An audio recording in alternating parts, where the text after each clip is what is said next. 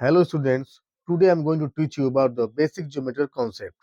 In this session, I am going to cover all the basic components of the geometry from the where geometry start. It means what is the origin of the geometry. First of all, I am going to explain about the point because point is the basic component of the geometry. जैसे आप सुने हो कि जो cell होता है हमारे life का या बॉडी का सबसे यूनिट होता है। आपने सुना है the bricks is the unit of the building. In same way the point is the unit of geometry.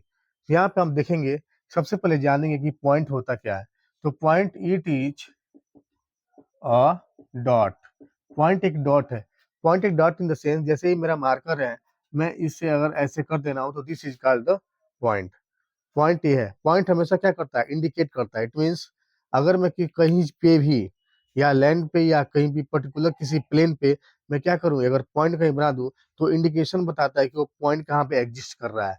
या फिर मैं किसी पर्सन को किसी एक पर्टिकुलर प्लेस पे खड़ा कर दूं और मैं बोल दूं वहां पे, मैं जैसे लेटर में मैंने लिख दिया, जैसे अल्फाबेट्स के लेटर को यूज किया और मैं बोला कि यहाँ पे पॉइंट ए है। अब मैं किसी पर्सन को, जैसे मान लो मैं रोहन को बोला, Rohan you have to go and stand at the point A, तो रोहन को पता चल जाएगा कि where is the point A located on this place.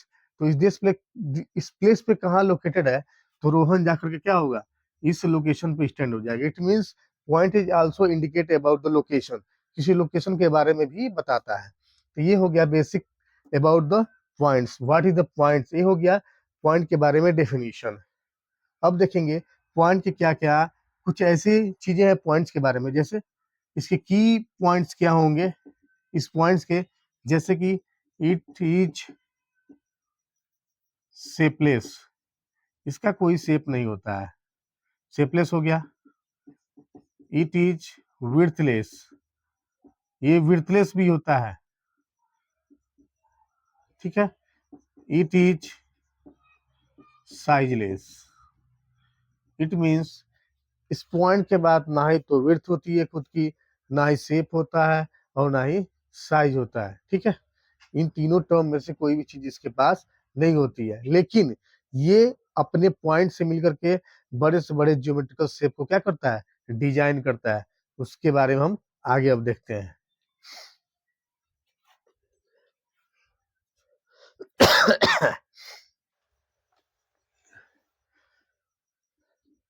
Further ये जानेंगे पॉइंट के साथ साथ और भी बेसिक कंपोनेंट्स हैं जो इस ज्योमेट्रिकल कॉन्सेप्ट में यूज किए जाते हैं। जैसे हमने पढ़ लिया पहला पॉइंट, दूसरा उसके बाद हम ये पढ़ते हैं, जो सेकेंडरी चीज होती है हमारी क्या होती है, लाइन। जो सेकेंडरी चीज हमारी क्या है, लाइन। तो लाइन डिपेंड किस पे करता है, जैसे हमने पॉइंट को हमने रीड किया कि पॉइंट एक बेसिक यूनिट है ज्योमेट्री का, इन सेम वे लाइन भी बेसिक कंपोनेंट है। लेकिन लाइन का फॉर्मेशन कैसे होता है, तो लाइन की डिपेंडेंसी पॉइंट पे होती है। It means line originate from the points, point से ओरिजिनेट हुआ है। कैसे, बहुत सारे पॉइंट, जैसे हम लाइन को अगर डिफाइन करें तो लाइन बहुत सारे पॉइंट के कलेक्शन से, जब when infinite number of points are collected on a straight path, एक स्ट्रेट पाथ मैंने बनाया, एक डिजाइन कर दिया मैंने स्ट्रेट पाथ, और स्ट्रेट पाथ पे मैंने क्या किया, इन सारी चीजों को मैंने अरेंज कर दिया। इन सारे पॉइंट्स को जब मैं अरेंज करूंगा तो पॉइंट सारे कंपैक्ट होंगे, एक दूसरे से एकदम अटैच्ड होंगे, तो एक लाइन का फॉर्मेशन करेंगे। और ये इनफाइनाइट कलेक्शन करेंगे तो ये फर्दर एक्सटेंड होगा दोनों ही एंड्स में, मतलब ये एंडलेस होगा, कभी एंड नहीं होने वाला है, ठीक है। तो ऐसी जो भी हमारी प्रोसेस होगी या ऐसा कोई भी अरेंजमेंट होगा, that is called the line, हम उसको लाइन के नाम से जानेंगे, ठीक है। अब इस लाइन में भी कुछ ऐसे टाइप्स होते हैं, जैसे लाइन का और टाइप क्या हो जाता है, जैसे लाइन के टाइप्स के बारे में देखेंगे तो इसके साथ आता है आपका रे, और रे के साथ आता है लाइन सिगमेंट्स। तो रे और लाइन सेगमेंट में हम डिफरेंस देखेंगे। रे क्या चीज होती है, जैसे मैं इस लाइन का कुछ पोर्शन क्या करूं, ले लूं, जैसे मैंने क्या किया, ऐसे मैंने अपना लाइन ड्रॉ किया हुआ था, ठीक है, जो फर्दर एक्सटेंड कर रहा है। तो ये सारे पॉइंट्स है, छोटे छोटे क्या हैं, सारे पॉइंट्स हैं।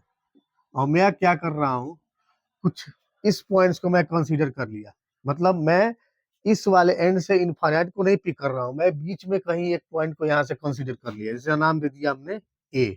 अब इस पॉइंट को कंसीडर करके मैं इधर फर्दर इधर किसी पॉइंट को कंसीडर नहीं किया, मैं इस पोर्शन का यूटिलाइज किया और इधर इनफाइनाइट तक ही रहने दिया। मतलब ये वाली पॉइंट हमारी क्या हो गई, फिक्स हो गई, लोकेट हो गई, ये पॉइंट लोकेट हो गई, लेकिन इसको हमने क्या किया, एंडलेस ही जाने दिया। उस केस में क्या करेगा, फॉर्मेशन करेगा रे का। It means this is called the ray. ठीक है।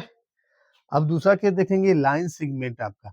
Line segment is also the portion of the line, ये भी लाइन का एक पोर्शन होता है। हम क्या करेंगे, जिस तरीके से हमने स्टार्टिंग पॉइंट रे में क्या लिया था, ए लिया था, तो इसका एक एंड पॉइंट कंसीडर कर लेंगे, that is called the B.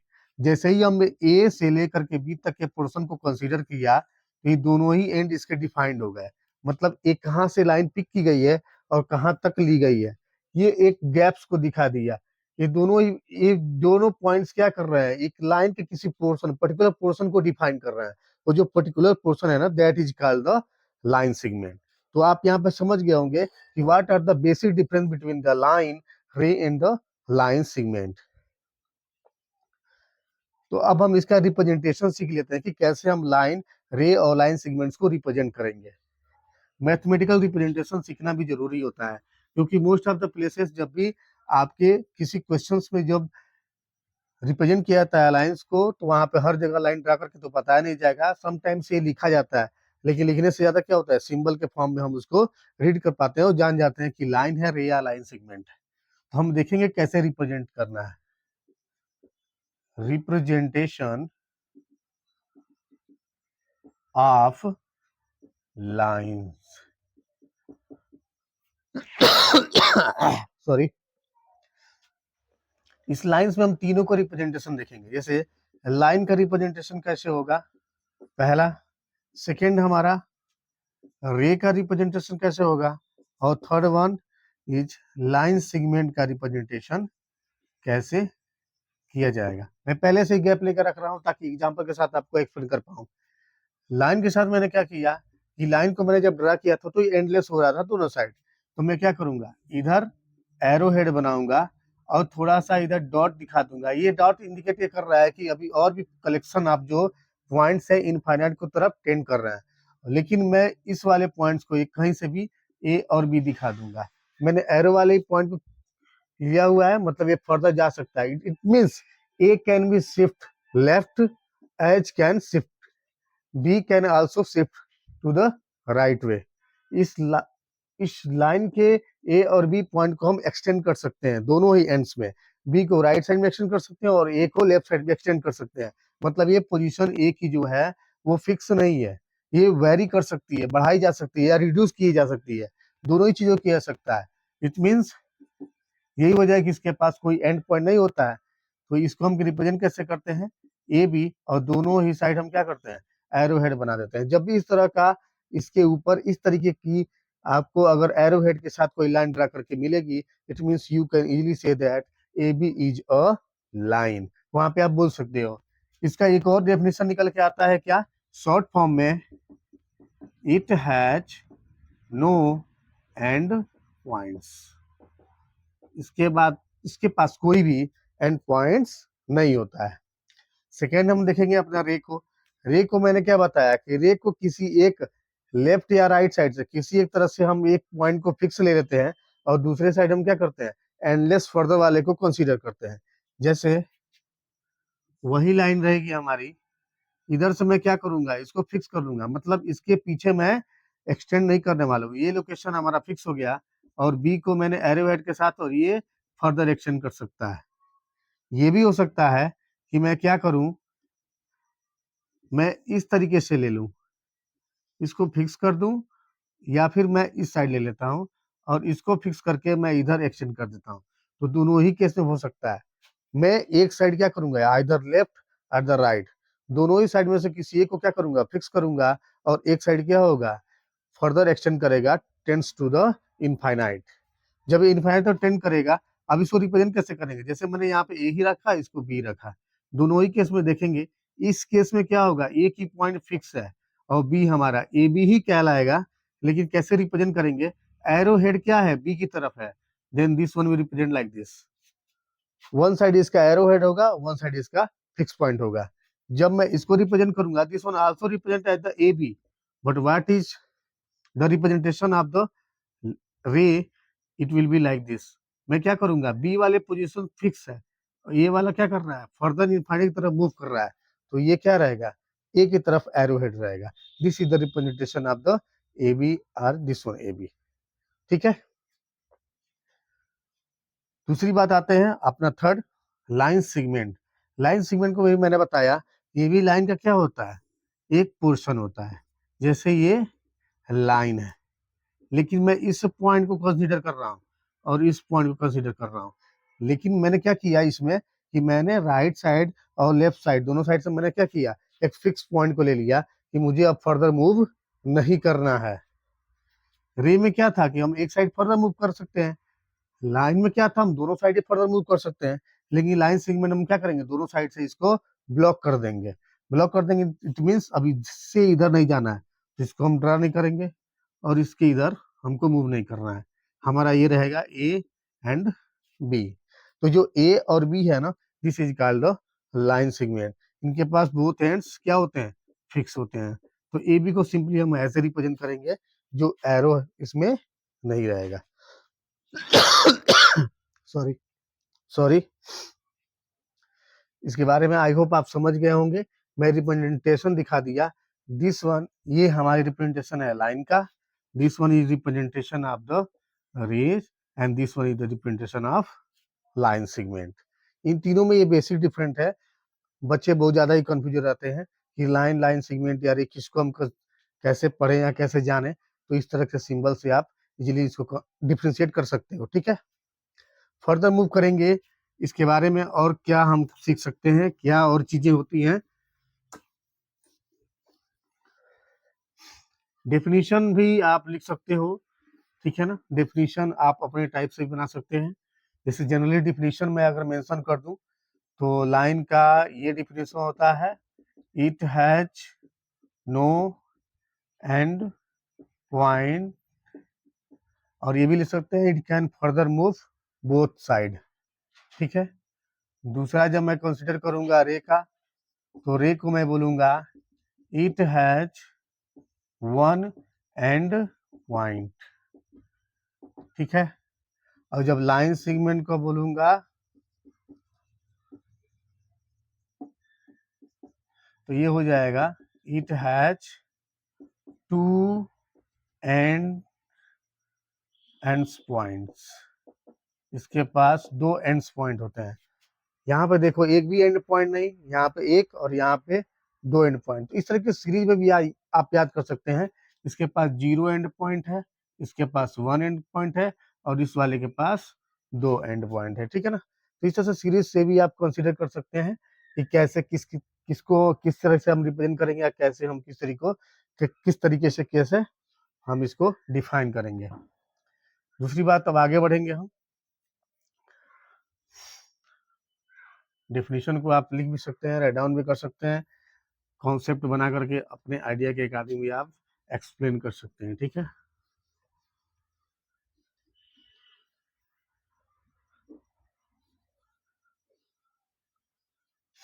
अब फर्दर हम मूव करेंगे कि इनके रिलेशनशिप कीज क्या है। रिलेशनशिप, ठीक है ना, रिलेशनशिप मतलब कि कैसे क्या फॉर्मेशन होता है। ठीक है ना, किस तरीके का क्या फॉर्मेशन होता है, इन बेसिक कंपोनेंट जो ज्योमेट्री के थे, इनसे क्या क्या और चीजें निकल के आती हैं। जैसे अभी हमने देखा कि पॉइंट के कलेक्शन से लाइंस बन रहे थे, और लाइंस जितनी टाइप्स के बने हमने उसको रीड किया। अब हम इसमें रिलेशनशिप देखेंगे लाइंस के साथ, कि लाइंस कैसे कनेक्ट होकर के किन किन चीजों का फॉर्मेशन कर रहे हैं। तो लाइंस का जब कनेक्शन करेंगे, ये तीनों ही चीजों के लिए है। जैसे लाइंस के लिए भी है, रेज के लिए भी है, एंड लाइन सेगमेंट्स के लिए भी है। ठीक है ना। जैसे अगर हम दो लाइंस को कंसीडर करते हैं, जैसे मैंने ले लिया ए बी, अब मैं इंडिकेट करके लिखूंगा, आप समझ सकते हो this one is A line. और मैंने एक और ले लिया पी क्यू, ये भी क्या है, एक लाइन है। तो ये जो लाइन है, दोनों दोनों लाइंस क्या कर सकती हैं, या तो कैसे कंडीशन, क्या क्या इसके कंडीशन होते हैं पॉसिबल। बेसिक कंडीशन के बारे में अभी जानेंगे हम। ये हो सकता है either it either they intersect or not. ठीक है, मैं छोटा सा सिंपल सा मैं लिख दिया, either they intersect or not. Intersect in the sense it means वो क्या कर रही है, कट करना, पास करना, एक दूसरे से किसी एक कॉमन पॉइंट से पास करना इंटरसेक्ट कहलाएगा। तो या तो वो दूसरे को इंटरसेक्ट करेंगी या तो नहीं करेंगी। ठीक है, यही पॉसिबिलिटी हो सकता है। इंटरसेक्ट इन द सेंस कि मैं अगर ए बी को ट्रैक करूं, this one is A and B जो कि फर्दर रहेगा, और मैं पी क्यू को करूं तो ये हमारा पी और क्यू हो गया। ठीक है, तो ये दोनों पॉइंट्स का एक पॉइंट जो है ए बी का एक पॉइंट और पी क्यू का एक पॉइंट, दोनों क्या हो रहा है, एक ऐसे ए बी का एक पॉइंट और दोनों का एक पॉइंट क्या हो रहा है, कॉमन हो रहा है। मतलब one point of A B and one point of the P Q are coincide with each other, superimpose with each other. मतलब एक पॉइंट क्या हो रहे हैं, एक दूसरे पे ओवरलैप कर जा रहे हैं। उस कंडीशन में ये पॉइंट ऑफ इंटरसेक्शन हो जाता है। This one become the point of intersection. क्योंकि ये इंटरसेक्ट होता है इसीलिए पॉइंट ऑफ इंटरसेक्शन हम जानते हैं इसको। ठीक है, दूसरा केस क्या हो सकता है, ये लाइन इंटरसेक्ट ना करे, ऐसे और ऐसे, ये हो गया पी क्यू और एक और लाइन इसके नीचे, ठीक ये हो गया हमारा ए बी, ये इंटरसेक्ट ना करे, मतलब कभी भी सॉरी, ये इंटरसेक्ट ना करे, मतलब ये फर्दर एक्सटेंड करे, ए बी फर्दर एक्सटेंड करे, लेकिन कभी एक दूसरे को कभी ये डिस्टर्ब ना करे। तो इस केस में क्या हो जाती है, इनको तो हम इंटरसेक्टिंग लाइन बोलते हैं, जो इंटरसेक्शन के बाद होती है, जो ऑब्टेंड होती है इंटरसेक्टिंग लाइन। अब जो इंटरसेक्ट नहीं करती है, they are called as the parallel lines, इनको हम क्या बोलते हैं, पैरेलल लाइंस बोलेंगे। ठीक है ना। Apart from this two lines एक और चीजें हैं जो निकल के आती हैं, जैसे क्या बोलेंगे उसको हम, जैसे परपेंडिकुलर लाइंस। तो जब इंटरसेक्शन, क्या कंडीशन क्या क्या हो सकता है कि जब भी इंटरसेक्शन होगा तो एंगल्स का फॉर्मेशन होगा, वो मल्टीपल एंगल्स पे हो सकता है। जैसे इंटरसेक्शन किस तरीके से मैं यहाँ पे देखेंगे कि जब जब हम क्या करेंगे, किसी दो लाइंस को, इसमें से दो लाइंस में इसी ए बी और पी की कोई पिक कर लेता हूँ, और इसको आप समझ गए होंगे, या फिर टॉप वाले को मैं इरेज कर देता हूँ। ठीक है ना, थोड़ी सी जगह की यहाँ पे कमी है, मैनेज कर दिया जाएगा। ठीक है, तो मैं क्या कर रहा हूँ, ए बी को मैंने इस तरीके से रखा। ठीक है, और जो पी क्यू लाइन थी ना, जो सेकेंड लाइन है, उसका ए बी के साथ ऐसा इंटरसेक्शन हुआ कि वहां पे क्या कर गई, वो 90 डिग्री के साथ पास कर गई। ठीक है, तो 90 डिग्री पे, यहाँ पे 90 डिग्री के एंगल पे जब भी इंटरसेक्शन होता है, इस वाले कंडीशन में हम क्या बोलते हैं, परपेंडिकुलर लाइंस। तो रिलेशनशिप में आप ये पढ़ चुके हैं कि जनरली जो लाइंस का रिलेशनशिप होता है वो थ्री टाइप्स का होता है, या तो इंटरसेक्टिंग लाइन होती है, या फिर parallel lines, are they perpendicular lines. ठीक है, तीनों ही केस को पढ़ चुके हैं आप। यहाँ दो में इंटरसेक्शन हो रहा है, एक में रैंडम इंटरसेक्शन हो रहा है जिसमें किसी पर्टिकुलर एंगल को डिफाइन किया जाता है, लेकिन यहाँ पे 90 डिग्री पे इंटरसेक्शन हुआ है। 90 डिग्री को क्यों हाईलाइट किया गया, क्योंकि ये स्पेशल तरीके का एक परपेंडिकुलर लाइंस हो जो बहुत सारी प्रॉपर्टीज को इम्प्लीमेंट करता है, इसीलिए इसको हाईलाइट किया गया है। नहीं तो हम जनरली देखें तो इंटरसेक्शन ऐसा नहीं कि 180 डिग्री से करा लें, उसमें क्या ओवरलैप हो जाता है, या फिर 270 डिग्री पे करा लें। ठीक है, तो मल्टीपल एंगल्स पे इंटरसेक्शन होता है, लेकिन 90 डिग्री के साथ बहुत सारे प्रॉपर्टी निकल के आते हैं, इसलिए हम 90 डिग्री को कंसीडर करते हैं, और ये हमारे बेसिक ज्योमेट्रिकल कॉन्सेप्ट में इसको स्टडी कराया जाता है। ठीक है, फर्दर अगर हम मूव करेंगे तो इंटरसेक्शन से बहुत सारी चीजें निकल के आती हैं, क्योंकि अब जब इंटरसेक्शन होगा तो शेप्स का फॉर्मेशन होगा। ठीक है, जब दो लाइन इंटरसेक्ट करेंगे तो शेप्स का फॉर्मेशन करेंगे, जब दो लाइन मिलेंगे तो भी शेप्स का फार्मूला शेप्स का फॉर्मेशन करेंगे। जैसे फॉर्मेशन स्टार्ट कैसे होता है, तो शेप्स के बारे में देखेंगे। शेप्स का फॉर्मेशन स्टार्ट हो रहा है, शेप्स क्या क्या बनेगा, तो सबसे पहले तो एंगल बन जाता है आपका, angle is also comes under the shape. ये तरह 2D शेप है। ठीक है ना, शेप। ठीक है, उसके बाद से क्या बन के आ जाता है, आपका नेक्स्ट जो होता है वो पॉलीगॉन्स बन के जाता है। ठीक है, पॉलीगॉन में बहुत सारी चीजें आएंगी, जैसे ये सिंपल क्लोज फिगर रहता है, जैसे जैसे ही क्लोज फिगर का फॉर्मेशन होने लगेगा तो पॉलीगॉन के अंदर में हम कंसीडर करेंगे। पॉलीगॉन जब फर्दर मूव करते करते क्या हो जाता है, सॉलिड्स के फॉर्म में भी कन्वर्जन होता है इसका। ठीक है, तो इसी इसी लाइन से हम सॉलिड्स भी ऑब्टेंड करते हैं। तो इन मल्टीपल चीजों को हम ऑब्टेंड करते हैं। एंगल के फॉर्मेशन में देखेंगे तो जब भी दो लाइंस मीट करें, जैसे ये मीट कर गई यहाँ पे इस पॉइंट पे, तो एंगल का फॉर्मेशन हो गया। या दो लाइन एक दूसरे को इंटरसेक्ट कर दी तो भी क्या हो गया, एंगल का ये फॉर्मेशन हो गया। तो इस तरह से एंगल का फॉर्मेशन होता है। ठीक है, पॉलीगॉन्स कैसे होते हैं, तो पॉलीगॉन जैसे ही मैं क्या करूंगा, दो एक एक लाइन ड्रा किया, ठीक है, एक लाइन सेगमेंट ड्रा किया, एक और लाइन सेगमेंट ड्रा किया, और मैं क्या किया, इसको भी ड्रा करके ज्वाइन कर दिया, तो ये पॉलीगॉन्स का फॉर्मेशन हो गया। सिंपल क्लोज फिगर है। क्लोज फिगर का it means it's bounded from all its side, हर एक तरफ से क्या किया गया है, इसको बाउंड कर दिया गया। ठीक है ना, मतलब एक एरिया को कवर कर चुका है, हर एक से डेफिनेट एरिया दिखा रहा है इसका। ठीक है, तो पॉलीगॉन के अंडर इसका स्टडी करेंगे कि कैसे पॉलीगॉन्स होते हैं सॉलिड्स के फॉर्म में। मतलब जब ऐसी चीजें होगी जैसे 3D शेप की तरफ, क्योंकि ये 2D शेप में कंसीडर किया जाता है, जब 3D शेप में होगा तो हम सॉलिड्स के बारे में स्टडी करेंगे, जैसे क्यूब हो गया, क्यूबाइड हो गया। ठीक है ना, तो ऐसी चीजें अब इसमें कैसे डिफ्रेंशिएट करेंगे चीजों को अलग अलग, तो अभी बेसिक ज्योमेट्रिक कॉन्सेप्ट के बारे में ही स्टडी कराया जा रहा है। ठीक है ना, इसके भी टाइप्स हैं, इसके भी टाइप्स हैं, इसके भी टाइप्स हैं, सबके टाइप्स हैं। ठीक है ना, जैसे एंगल्स के टाइप्स के बारे में थोड़ा एक्सप्लेन कर दे रहे हैं। ठीक है, हल्की फुल्की एक्सप्लेनेशन सबके बारे में मैं कर दे रहा हूँ। एंगल को देखेंगे तो एंगल में हमारा जो सबसे पहला बन जाएगा, ये 0 डिग्री से 360 डिग्री के बीच में फॉर्मेशन होगी एंगल्स की। ये शेप के अंडर में ही हम कंसिडर करेंगे इसको। जैसे पॉसिबिलिटी हो सकती है कि ए का सबसे पहले मैं ले लूंगा कि ये क्यूट एंगल, ठीक है, उसके बाद मैं ले लूंगा एक राइट एंगल, राइट एंगल के बाद जो थर्ड वाला हो जाता है आपका ऑब्ट्यूज एंगल। ठीक है, इस ऑब्ट्यूज एंगल के बाद से हमारा डी वाला जो हो जाता है स्ट्रेट एंगल, और इस स्ट्रेट एंगल के बाद हमारा ये हो जाएगा रिफ्लेक्स एंगल, और रिफ्लेक्स एंगल के बाद last one is complete angle. इतने सारे एंगल्स निकल के आते हैं जो 0 डिग्री से 360 डिग्री तक डिफाइन होते हैं।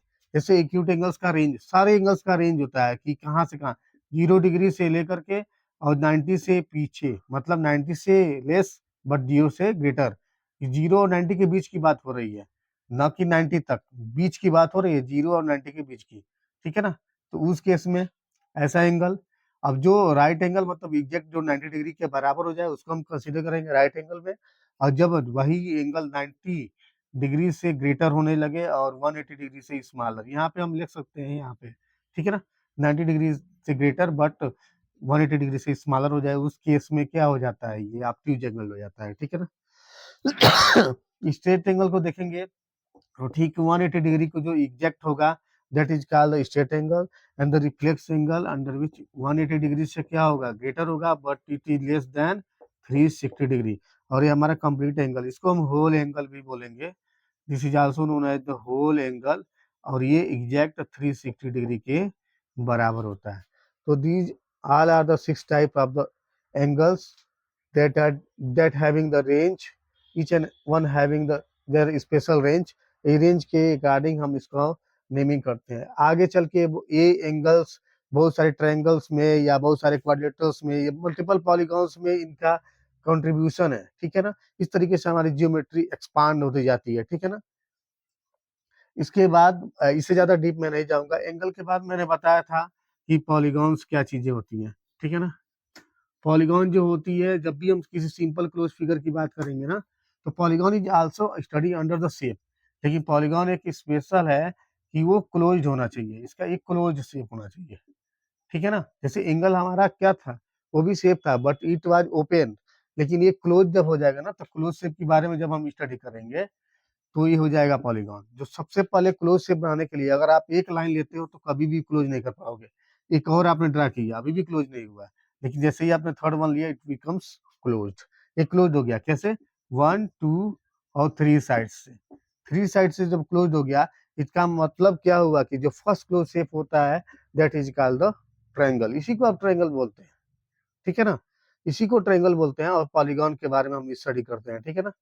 ये ट्रायंगल होता है। इसके बाद फर्दर और भी मिलेंगे, जैसे क्वाड्रिलेटरल 4 साइड्स हो जाएंगे, जैसे पेंटागान, आपके पेंटागान हो जाएगा, हेक्सागान हो जाएगा, ठीक है।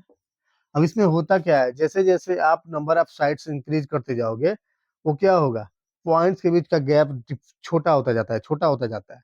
जैसे जैसे मैंने पॉइंट्स के बीच, यहाँ 3 पॉइंट्स के बीच का गैप था, मैंने अब 4 पॉइंट्स कर दिया। ये सारी चीजें एक प्लेन पे डिजाइन की जाती है। अब प्लेन्स पे हम डिजाइन करते करते 5 पॉइंट्स करते हैं, यहाँ पे 6 पॉइंट्स मैंने कर दिया। इस तरीके से पॉइंट्स बढ़ाते बढ़ाते एक ऐसा कंडीशन आता है कि पॉइंट्स के बीच का गैप एकदम रिड्यूस हो जाता है। गैप रिड्यूस हो जाता है मतलब पॉइंट एक दूसरे के पास आ जाते हैं।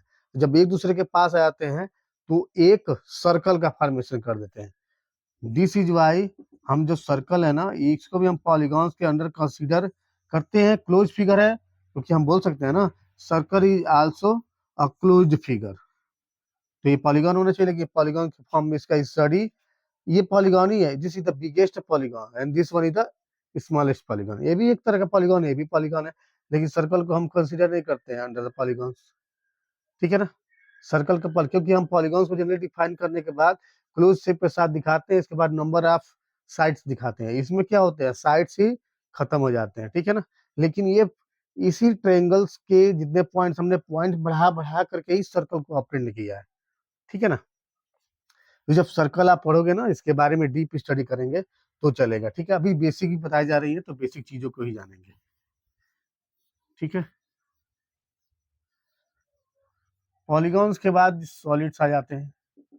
अब सॉलिड्स का जो फॉर्मेशन होता है कभी भी सरफेसेस से होता है, और सरफेस की डिपेंडेंसी किस पे होती है, लाइंस पे। जब किसी प्लेन में, पर्टिकुलर प्लेन, प्लेन होता क्या है, प्लेन 2D शेप होता है जो किसी भी डायरेक्शन में एक्सटेंड कर सकता है, ठीक है ना। जैसे पेपर एक प्लेन है, जिसपे हम कॉपी पे लिखते हैं ना, this also we have like a plane. जो फर्दर एक्सटेंड किया उसमें और हम बढ़ा सकते हैं, उसको ऑल डायरेक्शन में एक्सटेंड कर सकते हैं, ठीक है ना। तो वो जो सरफेस होता है ना, एक पेज, वो सरफेस कैसे डिजाइन हुआ है, लाइन से। मतलब आप जब लाइन ड्रा करोगे ऐसे इस तरीके से, तो आपको क्या मिलेगा, एक सरफेस मिल जाएगा, इस तरह मिल गया। अब ऐसे ही और कुछ सरफेस को कलेक्ट करके आप क्या करोगे, सॉलिड्स का फॉर्मेशन करोगे। जैसे मैंने एक सरफेस लिया, इधर से लगा दिया, एक सरफेस मैंने क्या किया, इधर से लगा करके, ठीक है, इसके साइड से, और इधर से सरफेस लगा करके पैक कर दिया, चारों तरफ से मैंने पैक कर दिया। पैक करते ही मुझे क्या मिल गया, क्यूब। तो this is called the solid. तो आप देखोगे कि सारी चीजें उस ज्योमेट्रिकल बेसिक कंपोनेंट से ही आ रही हैं, ठीक है ना। अब जहाँ पे दो पॉइंट्स ये सरफेसेस के कॉमन पॉइंट्स होते हैं, they are called at the vertices, ये वर्टेक्स हो जाएंगे, ठीक है ना। तो इस तरह से आज के सेशन में मैं इतना ही रखूंगा। आई होप कि आप बेसिक ज्योमेट्रिक कॉन्सेप्ट के बारे में कुछ नए तरीकों से चीजों को सीखे होंगे, ठीक है। Thank you for today students, thank you.